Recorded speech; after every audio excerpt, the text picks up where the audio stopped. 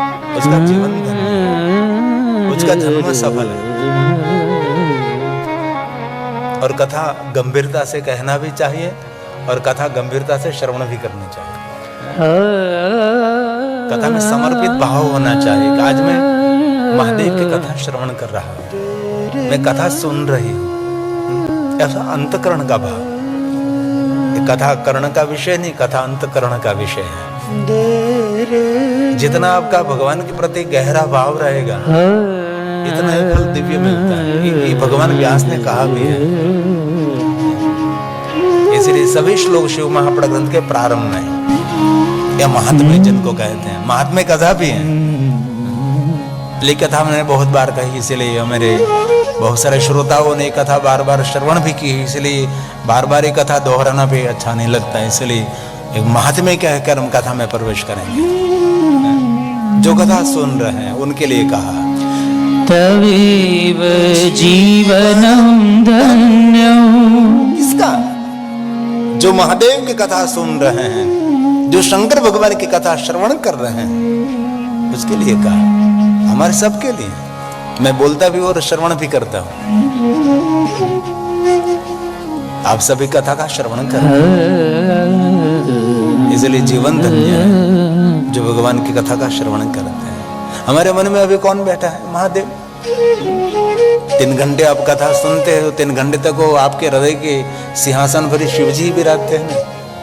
कोई कोई श्रोता होते बैठे हैं कथा में, लेकिन पहुंच जाते कहीं कहीं दूर दूर। अपने मन के द्वारा बहुत सारे विचार में इतने फंस जाते हैं। कादव कीचड़ में जब फंस गया व्यक्ति को निकाल सकते, लेकिन विचारों में फंस गया व्यक्ति को निकालना बहुत मुश्किल है। और सारे लगभग सभी मनुष्यों की हालत है विचारों में फंसे रहते हैं। इतने विचारों में इतने गरकाव हो जाते हैं कि बाहर निकालना और निकलना मुश्किल हो जाता है। इसलिए 3 घंटे के आपके हृदय में आपके विचारों की सुंदर तरंगों पर भगवान महादेव ही खेलना चाहिए, शिव जी ही रहना चाहिए। इसलिए जीवन धन्य है। तवेव जीवनम धन्यम, तवेव जन्म सफलम, तवेव जननी धन्या, तवेव जनको धन्य, तवेव जनको धन्य। कितनी सुंदर बात के, जरा सोचे तो सही। कथा श्रवण करता है उसका जीवन तो धन्य है, लेकिन धन्य नहीं, जीवन सफल भी है, जन्म सफल है। जिन्होंने जन्म दिया है वो माता भी धन्य है, जिन्होंने जन्म दिया पिता भी धन्य है, जनको धन्य है। जो भगवान महादेव की कथा श्रवण कर रहे हैं उसके पूर्वज, हमारे दादा परदादा, ये सभी धन्य है। इसलिए आज हम बैठे बैठे सबका उद्धार कर रहे हैं। कथा हमारा तो उद्धार करते, लेकिन हमारे पूर्वजों का भी उद्धार करते हैं। हमारे पूर्वज कहाँ गए पता नहीं, हमारे दादा कहाँ गए, परदादा कहाँ गए, किसी को पता नहीं। सिर्फ हम शास्त्रों के माध्यम से, विद्वानों के माध्यम से अनुभूति करते हैं कि दादा कहीं न कहीं तो होगा, किस रूप में होगा पता नहीं। पिताजी किस रूप में होगा, दादाजी, परदादा, उसके दादा, उसके दादा, उसके दादा कहाँ होगी, क्या करते रहे, कुछ भी पता नहीं। लेकिन हमारा पुण्य उनके जीवन में बहुत सहयोगी रहता है। इसलिए पूर्वजों के मंगल और पूर्वजों के कल्याण के लिए हम सब कुछ कर रहे हैं। इसलिए भगवान व्यास ने कहा जो भगवान महादेव की कथा श्रवण कर रहे हैं उसकी कुल भी धन्य है, उसके दादा परदादा सब धन्य है, सबका मंगल करने वाली कथा है। तवेव कुलमृत्कृष्टं सत्यं सत्यं न संशय। मैं सत्य कहता हूँ, मैं सत्य कहता हूँ, मैं सत्य कहता हूँ, इनमें कोई संशय नहीं है। और कथा में कोई भी बात पर संशय नहीं करना, श्रद्धा रखना बस। श्रद्धा कौन है? स्वयं माता भवानी। श्रद्धा और कोई नहीं, स्वयं मां पार्वती, जगदम्बा, आद्य शक्ति अम्बा भवानी। भगवान पर भरोसा विश्वास वही मेरा शिव है। ये रामचरितमानस तुलसी ने गाया है। भवानी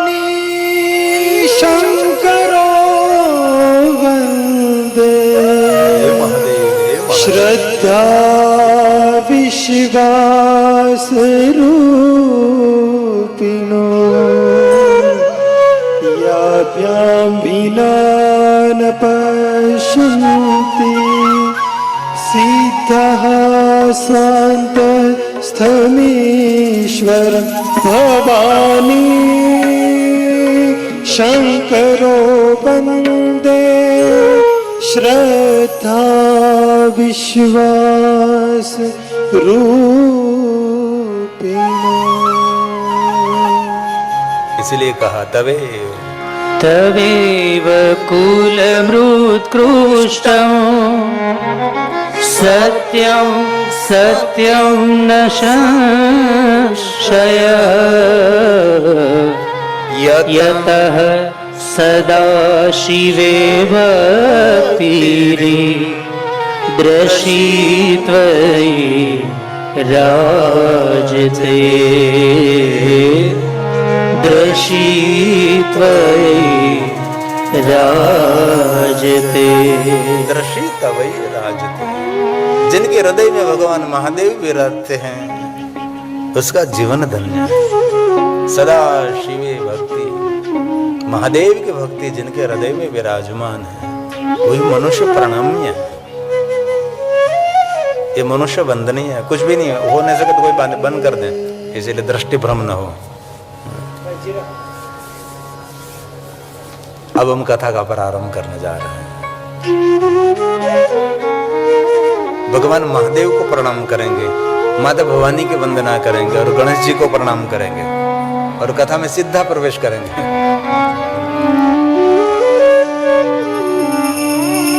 इस जगत के पिता कौन है? महादेव।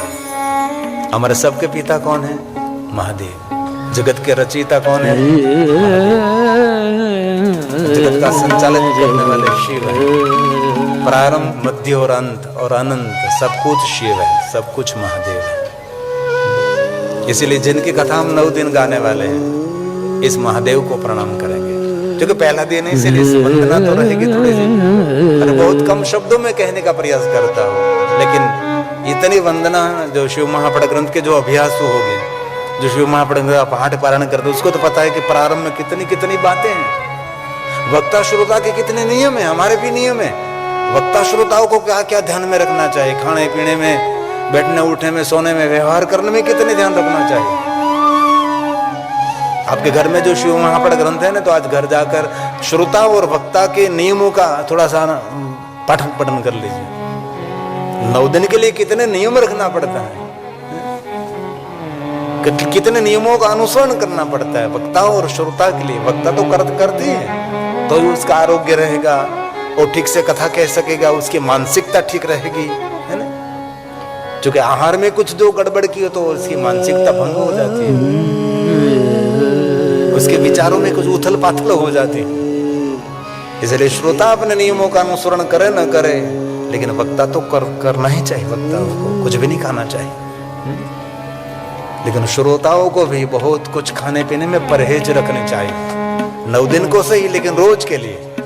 क्योंकि आपकी मानसिकता स्वस्थ होगी तो आप बहुत कोई भी काम बहुत निपुणता से कर सकते हैं। मानसिकता ठीक नहीं है तो कोई भी कार्य में निपुणता नहीं आती, इसमें कोई पूर्णता नहीं होती।